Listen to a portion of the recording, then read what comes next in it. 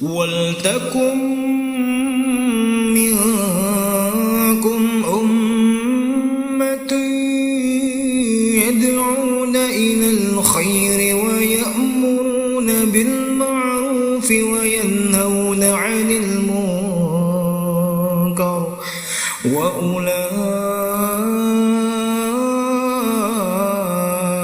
humul muflihun.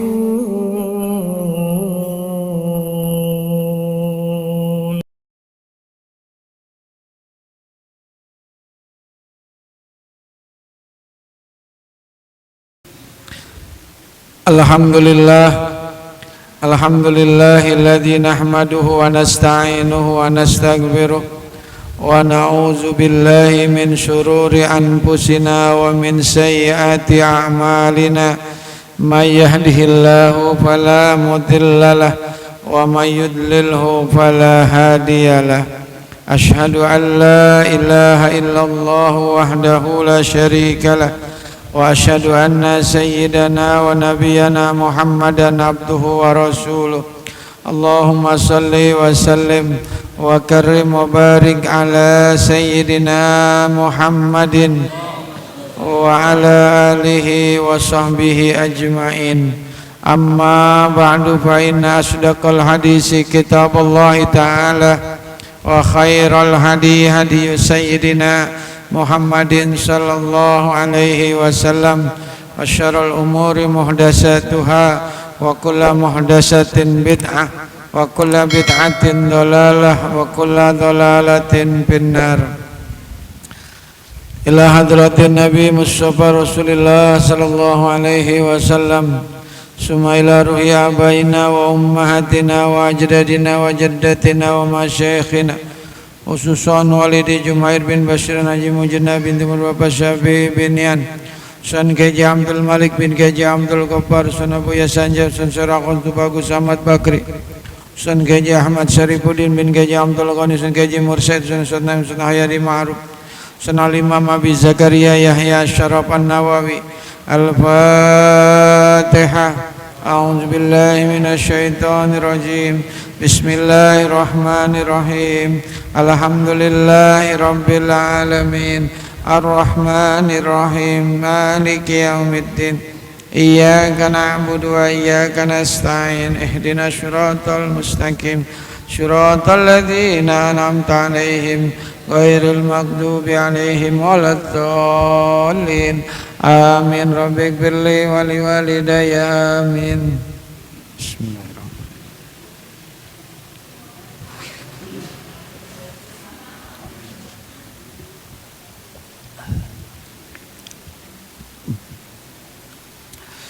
Bapak-bapak, ibu-ibu sekalian yang saya muliakan, pada malam hari ini kita pembahasan mengenai hadis-hadis Nabi.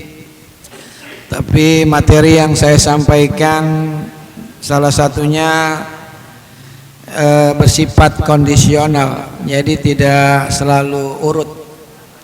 Oleh karena kondisi sekarang ini sedang kita berada di musim haji, banyak saudara-saudara kita yang tahun ini mendapat panggilan ibadah haji, maka nggak ada salahnya kita sama-sama membahas, mengupas tentang keutamaan ibadah haji dan ibadah umroh dalam perspektif hadis Nabi. Mudah-mudahan kalau kita belajar sedikit ilmunya tentang haji dan tentang umroh, kali aja ya Bu ya, ini kali aja panggilan sampai sama kita. Amin, kita udah ada sedikit ilmunya. Sebab ibadah haji dan umroh kalau nggak ada ilmunya, ya ibadah yang lain juga kalau tanpa ilmu maka ibadahnya sia-sia. Ya. Babul hajj, bab tentang haji. Qala Allah Ta'ala, walillahi 'alan nasi hajjul baiti man istata'a ilaihi sabila wa man kafara fa innallaha ghaniyyun 'anil 'alamin. Walillahi 'alan nasi, dan kepada Allah lah seluruh manusia, kewajiban manusia melaksanakan hijjul baiti, melaksanakan ibadah haji ke tanah suci. Man istata'a ilaihi sabila, bagi orang yang sanggup mengadakan perjalanan ke Baitullah. Wa man kafara, siapa orang yang mengingkari kewajiban haji, fa innallaha ghaniyun 'anil 'alamin, sesungguhnya Allah maha kaya dari seluruh semesta alam. Surah Ali Imran ayat 97. Sebenarnya ayat ini hanya potongan dari ayat sebelumnya, yakni firman Allah, inna awwala baiti wudi'a linnas lalladzi bi Bakkata mubaraka wa hudal lil alamin fihi ayatum bayyinatum maqamu Ibrahim wa man dakhalahu kana amina walillahi, nah baru tuh walillahi 'alan nas hijjul baiti man istata'a ilaihi sabila. Inna awwala baiti wudi'an nas, sesungguhnya yang paling awal bangunan ada di dunia ini adalah alladzi bi Bakkata mubarakah, yaitu Baitullah. Jadi pertama kali bangunan yang dibangun oleh manusia oleh Nabi Ibrahim yakni Baitullah. Tuh.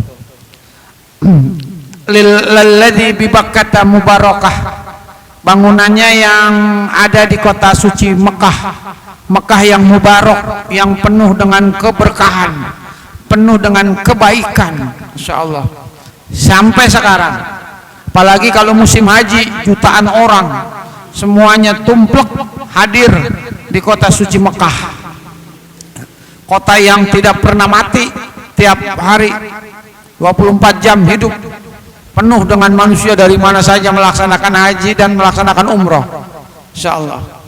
Di sana nggak ada, di sana gurun pasir, tandus, nggak ada buah-buahan, pohon salak, pohon pepaya, pohon pisang nggak ada, apalagi pohon gowok nggak ada.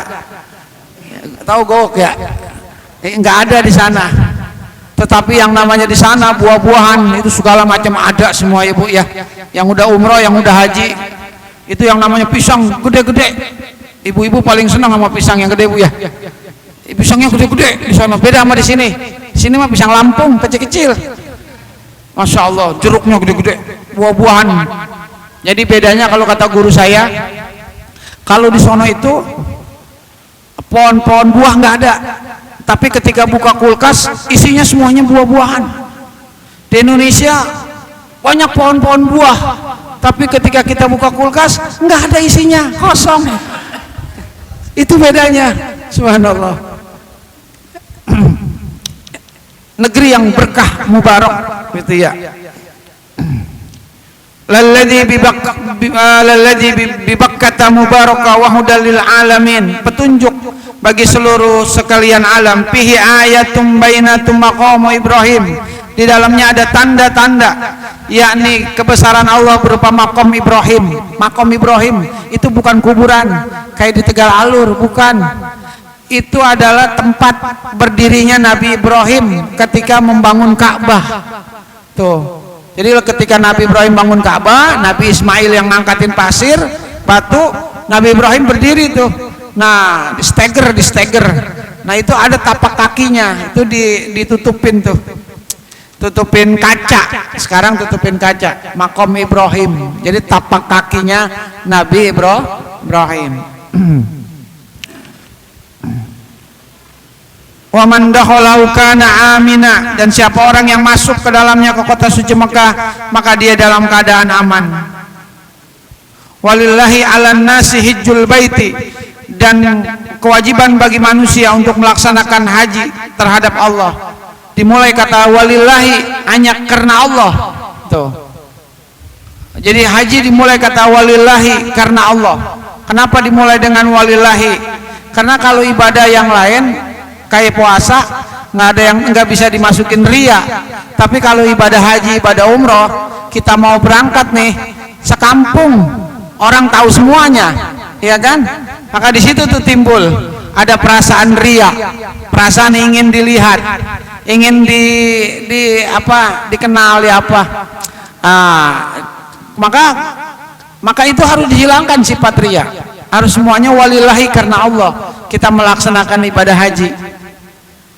Man istata'a ilaihi sabila, bagi orang yang mampu sanggup melaksanakan perjalanan itu.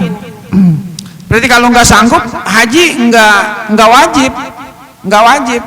Rukun iman yang terakhir haji jika mampu. Kalau nggak mampu nggak. Makanya ulama kemudian di dalam kitab fikih itu membuat rumusan tentang yang disebut dengan wajib haji.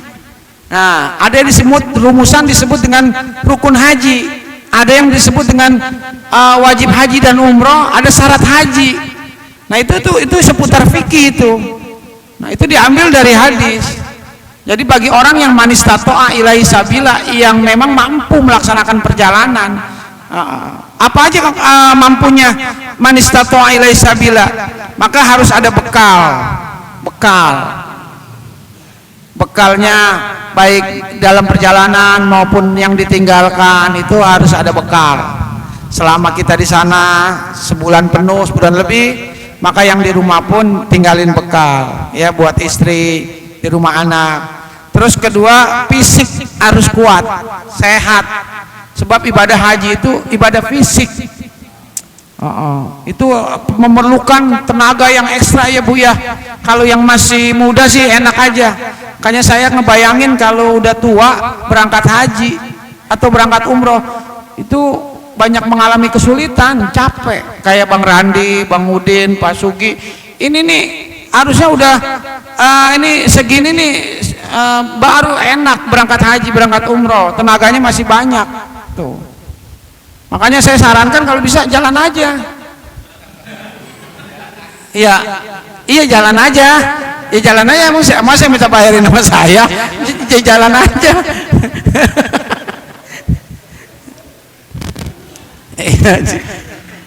Kayak tetangga saya tuh, setelah saya sampaikan kayak begini nih semalam, malam Senin, dia bos AC, karyawannya ada 5. Saya sampein pahala orang yang bisa ngeberangkatin haji, akhirnya umroh, anak buahnya 5-5-nya diberangkatin semuanya malam itu juga. Tapi berangkatnya satu-satu jalannya. Iya, jalannya satu-satu, karyawannya nggak ada yang mau Bu. Iya, suruh jalan satu-satu. Nah, jadi terus fisik, bekal, terus aman tuh, nggak ada peperangan, nggak ada konflik, nggak ada wabah, penyakit kayak COVID, maka nggak wajib tuh, nggak wajib. Terus bekal, aman, merdeka, artinya nggak dipenjara dia itu orang.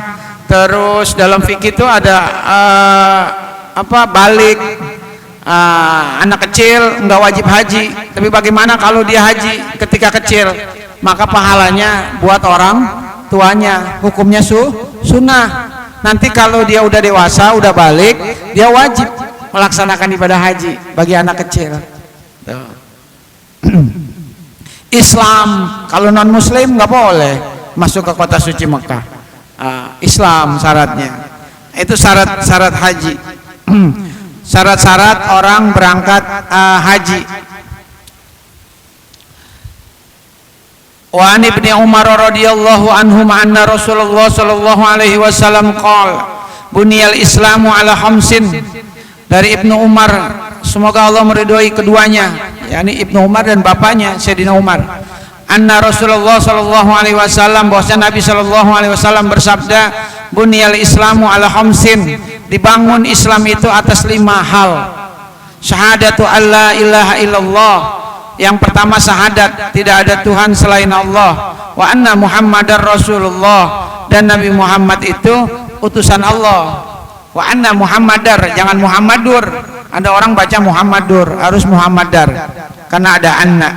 Wa iqamas shalah, yaitu melaksanakan salat, mendirikan salat. Wa itaiz zakah, wa iqamis shalah wa itaiz zakah, menunaikan zakat, wa hajjil baiti, melaksanakan ibadah haji bagi yang mampu, wa shaumi Ramadan, yang terakhir rukun iman itu, rukun Islam adalah puasa di bulan Ramadan.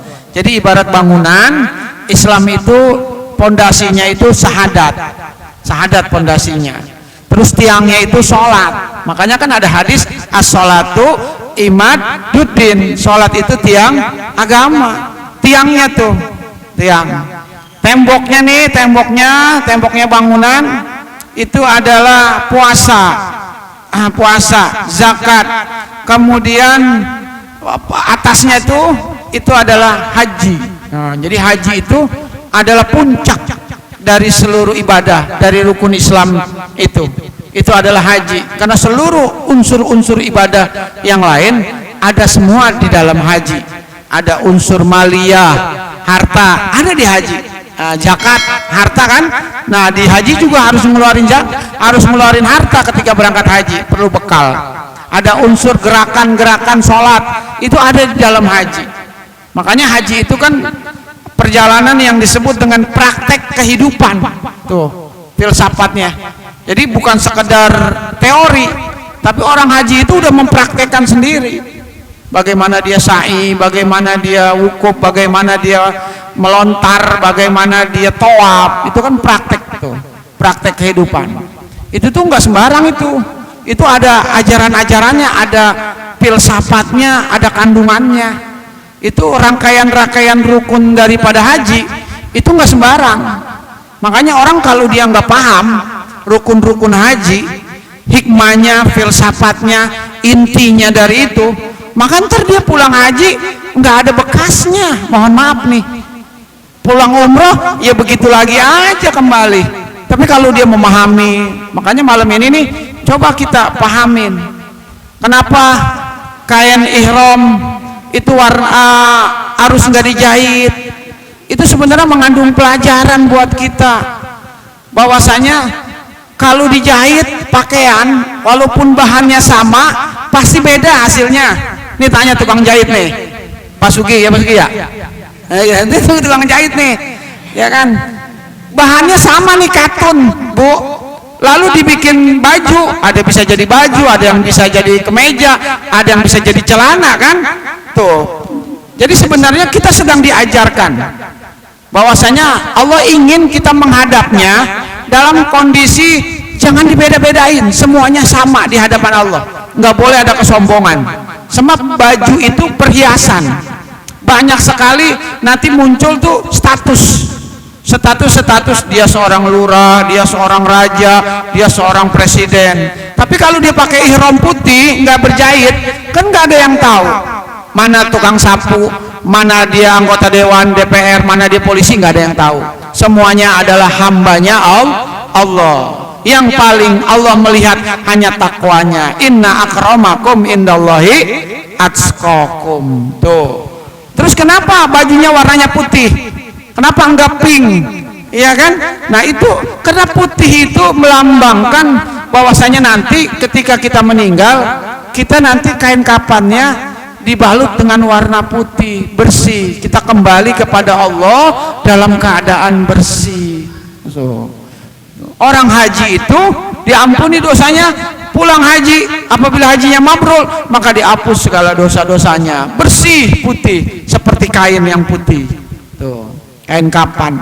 Makanya orang-orang yang haji biasanya kain ihramnya disimpan buat nanti kalau dia meninggal dibungkus pakai itu, tapi udah dicuci dulu pakai air zam-zam. Biasanya begitu. Kayak emak saya haji tahun 92, sekarang kain ihramnya masih ada tuh, disimpan, katanya ntar kalau emak meninggal pakai ini aja nih, begitu. Udah dicuci pakai air zam-zam katanya. Terus rukun haji, ihram, setelah ihram nanti kalau kita udah komitmen di hati kita, oh iya Allah hanya menerima saya dalam keadaan saya sebagai status hamba, saya bukan sebagai seorang profesi saya sebagai polisi atau sebagai pejabat, sebagai tidak. Allah hanya melihat. Akhirnya pulang dari haji, pulang dari umrah, dia lebih tawadu, nggak sombong, nggak lagi menampilkan nih pakaian saya nih saya pejabat, nih pakaian saya nih. Udah enggak, karena dia udah memahami inti daripada ihram tuh. Dapet tuh satu tuh. Kemudian tawaf di Ka'bah, mengelilingi Ka'bah 7 kali. Apa maknanya? Apa kandungan filsafatnya? Apa hikmahnya? Ini sebenarnya kita sedang mengikuti perputaran alam raya yang berputar mengelilingi matahari. Semua planet-planet mengelilingi matahari, semua bumi. Begitu juga kita mengelilingi, kita tunduk dan patuh atas aturan Allah. Siapa yang tidak tunduk dan tidak patuh atas aturan Allah, maka hidupnya akan hancur. Coba dah lagi tawaf nih, kan tawaf tuh, lagi tawaf orang pada ke kiri, umpamanya kita di kiri nih, tawaf. Terus kita melawan arah, lawan arus jalan. Jadi ngadep ke sana, habis kita diinjak-injak. Apalagi sama orang Arab, tahu sendiri, orang Bangladesh, orangnya tinggi-tinggi, ya Allah. Makanya kacang panjang kali itu ya ada di tinggi-tinggi banget. Insya Allah. Kita mah orang Indonesia kecit-kecit, kecit-kecit. Tuh, artinya apa tuh? Hidup tuh jangan melawan arus. Hidup harus mengikuti aturan Allah. Yang halal kata Allah kita bilang halal, yang haram kata Allah kita bilang haram. Kita ikutin aturan Allah, itu aturan Quran, maka insya Allah hidup kita selamat. Itu pulang dari haji dan umroh, hidupnya dia lebih soleh, dia lebih hati-hati, dia lebih bersih dalam mencari rezeki yang halal. Itu yang namanya haji mabrur. Setelah tawaf kemudian sa'i antara Safa dengan Marwah. Apa itu maksudnya? Orang harus sa'i dari Safa ke Marwah 7 kali, lari-lari kecil. Safa itu pertama ajaran mengikuti napak tilas Siti Hajar ketika mencari air buat anaknya Ismail, nggak ada, berlari antara Safa dengan Marwah, dicari lagi nggak ada lagi. Akhirnya muncul yang namanya air Zam-Zam. Ditepak-tepak kakinya Nabi Ismail, keluar air Zam-Zam. Artinya kumpul. Hingga airnya jadi kumpul. Tuh, apa maksudnya Safa? Apa itu Marwah? Safa itu artinya suci, kesucian. Marwah artinya kepuasan, kenikmatan.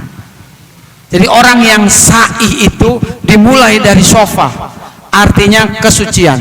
Jadi aktivitas apapun dalam hidup ini harus hendaknya kita mulai dengan kesucian, kebersihan hati.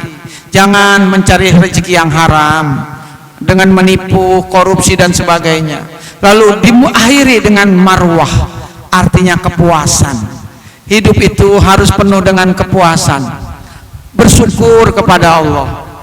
Sebab kalau kita nggak puas terhadap nikmat yang Allah berikan, kita akan jadi orang yang kupur nikmat, nggak pernah puas kita.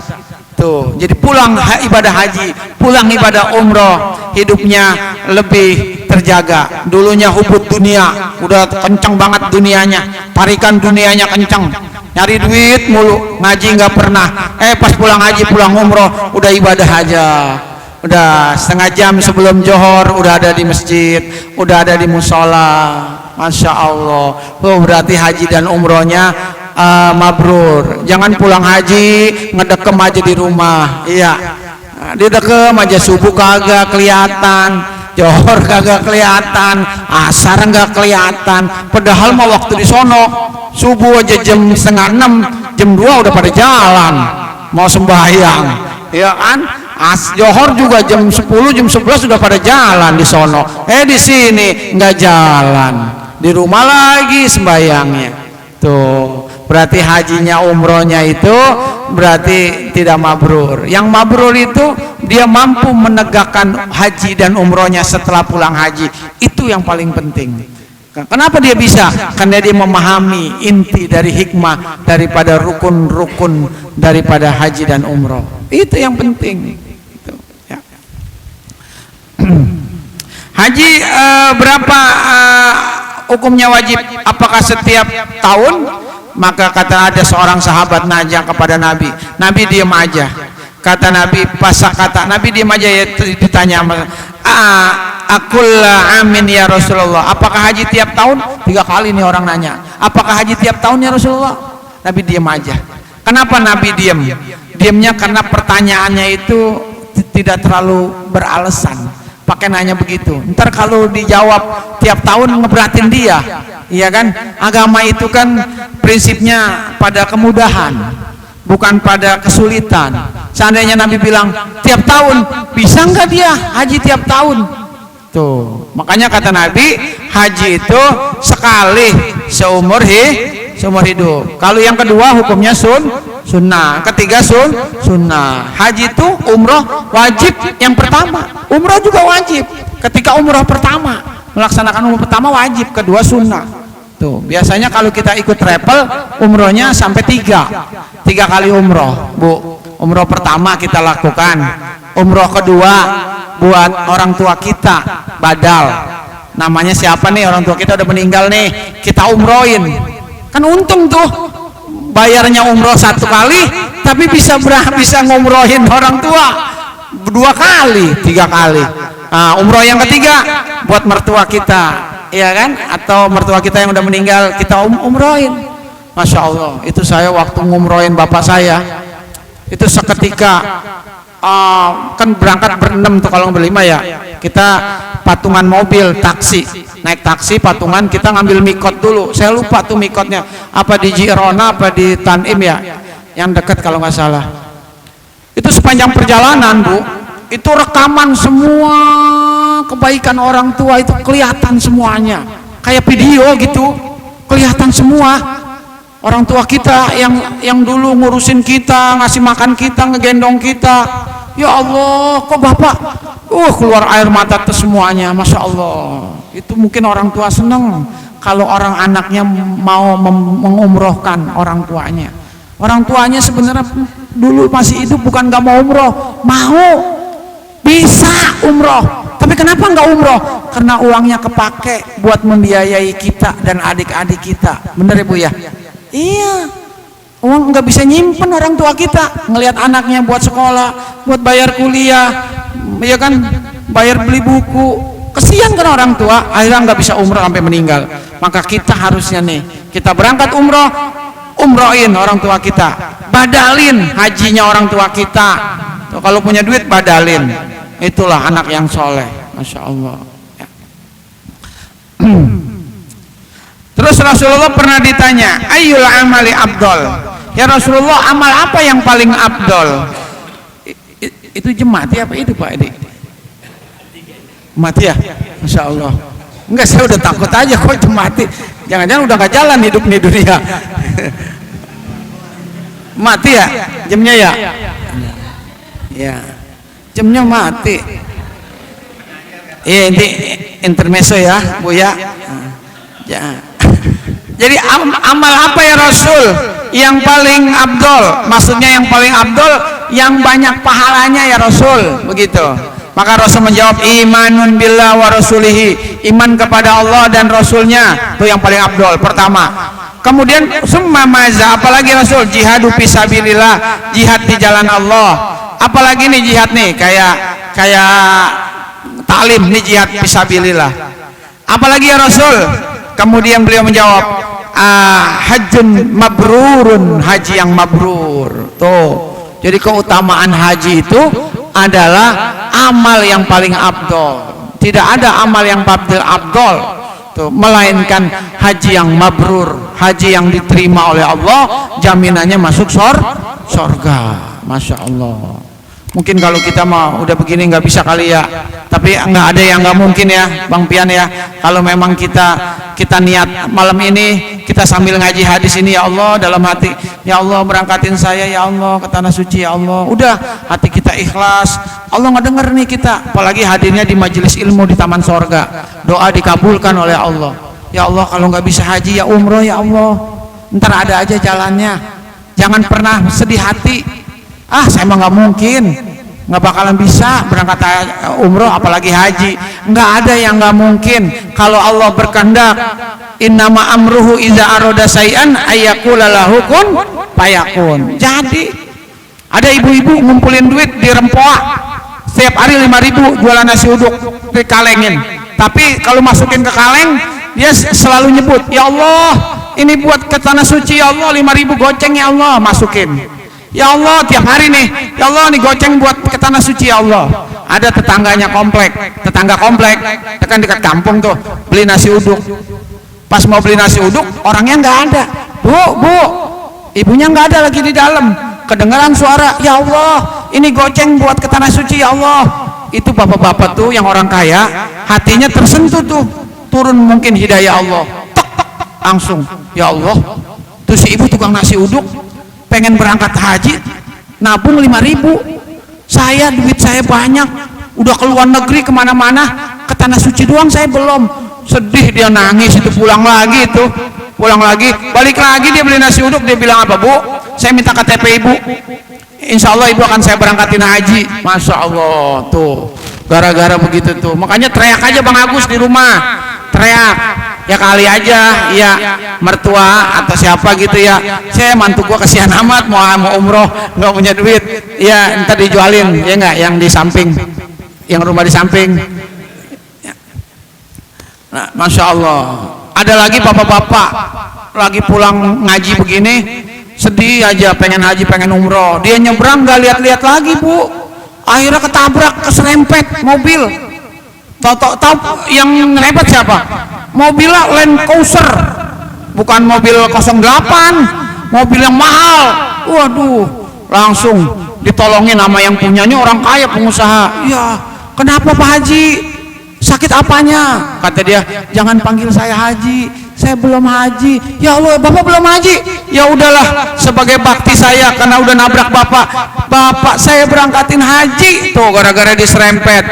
Tuh coba aja lah bapak-bapak kali aja ya, pulang dari sini gitu nyebrang, nggak usah nengok-nengok. Iya kali aja ya, ya kali aja, iya kali aja pas diserempet odong-odong. Dia aja susah, gimana mau? Ya Allah. Ya ini mah bercanda ya bu ya, orang Belanda pakai baju merah, ya, jangan sampai ya, ntar mah ada aja rezekinya jalannya, yang penting niat. Kata Nabi, man hajja falam yarfus walam yafsuk raja'a ka yaumi waladatu ummuhu, muttafaqun alaih. Siapa orang yang berhaji falam yarfus, nggak boleh dia ngomong porno, ngomong jorok nggak boleh. Walam yafsuk, ngomong yang buruk, yang menyakitin orang nggak boleh.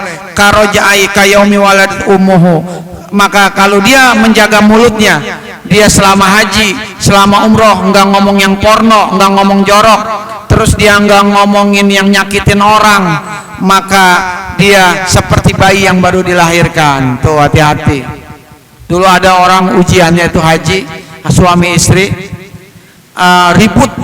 Kata emak saya tuh, emak saya cerita waktu haji, saudaranya ribut, suami istrinya dipukulin. Masya Allah, tuh nggak boleh. Tuh lebih dari walam yapsuk, itu lebih daripada menyakiti, nggak boleh. Bagaimana tuh hajinya?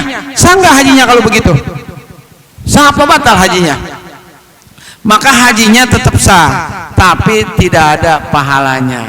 Tuh nggak ada pahalanya, hajinya sah tapi tidak ada pahala Pak Yanto, gara-gara dia ngomong jorok, dia berantem. Nggak boleh ketika haji itu ya. Makanya dalam fikih ada larangan haji yang nggak boleh kita lakukan, larangan umroh. Nggak boleh pakai pakaian berjahit. Nah ini ingat nih, nanti kalau mau umroh ingat-ingat jangan pakai pakaian berjahit. Bapak-bapak pakai kain ihram, celana dalamnya jangan pakai celana dalam, makanya pakai yang telanjang aja, pakai kain ihram aja, ngikatnya yang kenceng, jangan kendor. Waduh, kalau kendor ini enggak lele tegal alur itu. Hati-hati, jangan tuh, pegang yang kenceng, nah terus nggak boleh pakai menutup kepala ketika haji, ketika umroh pakai peci. Ihram pakai peci nggak boleh. Nggak boleh pakai peci, nggak boleh ditutup kepala. Kalau perempuan nggak boleh ditutup mukanya, pakai cadar nggak boleh. Ya, terus nggak boleh pakai wangi-wangian, pakai minyak wangi ketika ihram nggak boleh tuh. Udah aja jangan pakai, nggak boleh pakai sabun. Tuh nanti kena dam, bayar 1 ekor kambing. Tuh tebusannya nggak boleh. Potong kuku nggak boleh, motong kuku. Membunuh binatang, ada burung, kan burung banyak burung tuh, burung kita apa tuh, kita oyak-oyak tuh burung, kan kabur tuh burung, gara-gara kabur nabrak tembok mati tuh burung, ya itu kena dam, karena gara-gara kita, ya kan iseng banget burung dikejar-kejar, ya kan nabrak tembok tuh burung mati gara-gara kita, nggak boleh, itu larangan ketika haji, ketika umroh. Mencukur rambut, membunuh binatang, akad nikah nggak boleh ketika ihram. Akad nikah nggak boleh. Nanti setelah selesai ihram atau selesai haji baru boleh. Jadi ketika haji nggak boleh hubungan suami istri. Tapi nanti setelah udah selesai semuanya, baru boleh. Tuh. Boleh berhubungan suami istri.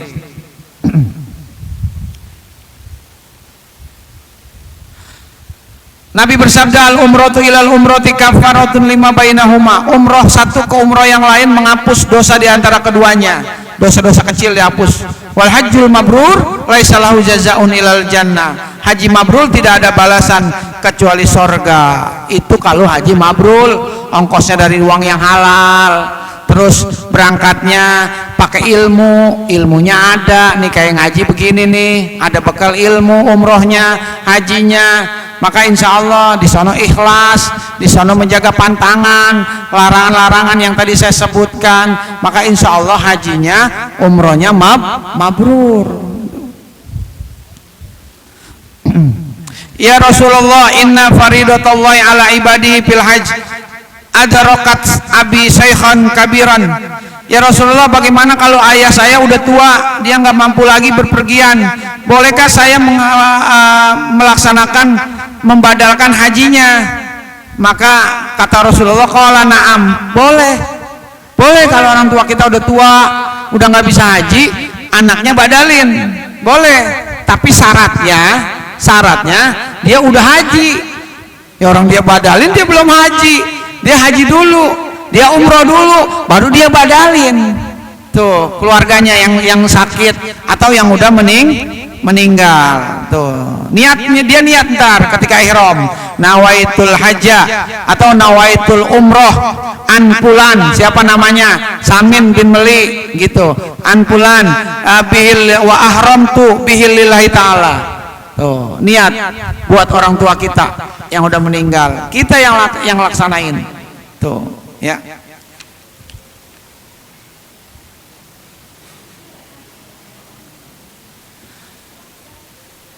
Bagaimana haji sambil dagang? Nah ini ada hadisnya nih. Kanat uqadha wa majinnatu wa jul majazi aswaqan fil jahiliyah. Dulu di zaman jahiliyah ada pasar-pasar yang terkenal, namanya pasar Uqad, Majinna dan Jul Majad. Pasar-pasar kaum muslimin pada khawatir tuh. Nah bagaimana kalau dia berdagang pada musim haji, jangan-jangan hajinya nggak sah. Maka panazalat laisa alaikum junahun an tabtagu fadlam mir rabbikum. Turun ayat dari Allah kepada Nabi Muhammad, laisa alaikum junahun an tabtagu fadlam mir rabbikum. Nah, tidaklah berdosa bagi kalian mencari karunia Allah dalam musim haji. Berarti orang yang haji sambil berdagang, hajinya sah, boleh, tapi fokus hajinya dulu. Ntar habis haji selesai baru dagang. Bawahnya kayak Bu Ida nih, ya kan? Nah berangkat umroh, ntar di sono dagang, nggak apa-apa, bawa. Tuh kayak jamaah saya, dia tukang jamu, dia berangkat umroh, sampai sono dia bawa 2 tas isinya jamu, Bu. Jamu diplastikin sama dia. habis umroh dijualin jamu. Ada yang sakit perut, ada yang pala puyang, nih jamu. Ada jamu dari temulawak, beras kencur, dikumpulin sama dia. Ada temu hitam, temulawak, dikumpulin ya. Yang penting mah ketemu gitu. Udah dikumpulin, dijadiin jamu. Alhamdulillah, pulang bisa beli tanah 600 meter kata dia. Masya Allah tuh Bang Pian. Dagang nggak apa-apa udah nih tukang dagang. Nggak apa-apa dagang di sono. Iya nggak? Cuma kan bawa kompornya susah dari sini. Iya. Oh. Jadi boleh orang dagang. Jadi bapak-bapak sekalian, nah bagaimana kalau kita umroh haji tapi kita belum mampu sekarang, bisa nggak kita memperoleh ibadah seperti haji pahalanya? Bisa. Nih saya kasih tahu caranya 3. Kita nggak punya duit nih Pak, nih punya duit kagak ada nih. Caranya 3 kalau mau dapat pahala haji dan umroh sempurna loh hajinya, mabrur, insya Allah mabrur Bu. Caranya bagaimana? Pertama, kata Nabi, man sholal godati fil jamaah. Pertama, sholat subuh berjamaah. Nih pertama tahapnya nih. Kalau mau dapat pahala haji yang mabrur, sholat subuh berjamaah. Berarti kalau jamaah di sini di musola atau di masjid. Man summa qa'ada yazkurunallaha hatta tatlu asamsu. Yang kedua, dia duduk habis sholat jamaah, dia duduk summa qa'ada yazkurullah, zikir sama Allah. Zikirnya ya mungkin dia baca Quran, dia baca sholawat, dia baca wirid, la ilaha illallah, subhanallah, dia baca hatta tatlu asamsu, sampai terbit fajar. Jam berapa tuh? Jam 6 sampai terbit fajar. Nah itu yang kedua tuh yang kedua, sampai terbit fajar dia baca Quran di musola. Jangan pulang. Kalau anak nyamperin, ayah tuh kayak Bang Diki, ayah, jangan Neng, sama mamanya dulu Neng, ya, umpamanya. Terus mau ngopi dulu, jangan ngopi dulu, Kongtris ada ya, jangan ngopi dulu, jangan ntar selesai baca Quran dulu, wirid kayak istighfar kayak di musola, di masjid, duduk aja, jangan kemana-mana. Nah, udah setelah itu yang ketiga tahapannya, summa solal fajr, salat isyraq 2 rakaat setelah qabla fajri, setelah fajar. Jadi setelah fajar kemudian kita salat isyraq 2 rakaat. Isyraq itu salat duha awal. Usolli sunatan duha adaan lillahi ta'ala, 2 rakaat. Tuh sholat setelah, jangan pas terbit fajar, tunggu antara 12 menit sampai 18 menit. Kalau kata guru saya 12 menit baru, sebab kalau pas terbit fajar kita sholat, itu kita nanti menyerupai orang-orang yang menyembah matahari. Sholat 2 rakaat baru kita pulang. Nah itu pahalanya sama dengan haji. Kata Nabi, ka ajrin lahu hajatin wa umratin tamatin. Dia pahalanya dapat seperti haji dan umroh, sempurna kata Nabi. Masya Allah. Mau nggak kira-kira bapak-bapak? Mau ya, laksanain dah begitu. Cuma memang kalau orang kerja susah ya, apalagi ibu-ibu susah ya Bu ya, susah. Mungkin udah yang udah pensiun kayak Pak Amit tuh bisa tuh, kayak si Uda susah ya kan, dia harus ke pasar ya kan, beli cabai, beli bawang ya, susah. Jadi ya kita yang memang waktunya ada, coba dah sekali-kali kita amalin, insya Allah kita dapat haji yang mabrur. Amin ya Allah ya Rabbal Alamin. Mungkin ini saja sedikit mengenai persoalan haji, mudah-mudahan ada manfaatnya. Wassallallahu ala sayyidina Muhammad walhamdulillahi rabbil alamin. Astagfirullahaladzim, astagfirullahaladzim, walakal hamdu ya ma'bud. Allahumma sholli wa sallim ala sayyidina Muhammad. Alhamdulillahi rabbil alamin, hamdan yuafi ni'amahu yukafi mazidah. Ya Rabbana lakal hamdu kama yanbaghi li jalali wajhikal karim wa ajimi sultanik. Allahumma sholli wa sallim ala sayyidina Muhammad اللهم اغفر لنا ذنوبنا ولوالدينا ولمشايخنا ولجيراننا ولمن حق علينا اللهم اغننا بالعلم وزينا بالعلم واكرم بالتقوى بالعافية ربنا آتنا في الدنيا حسنة وفي الآخرة حسنة وقنا عذاب النار وصلى الله على سيدنا Muhammad walhamdulillahi rabbil alamin. Lebih kurangnya mohon maaf. Assalamualaikum warahmatullahi wabarakatuh.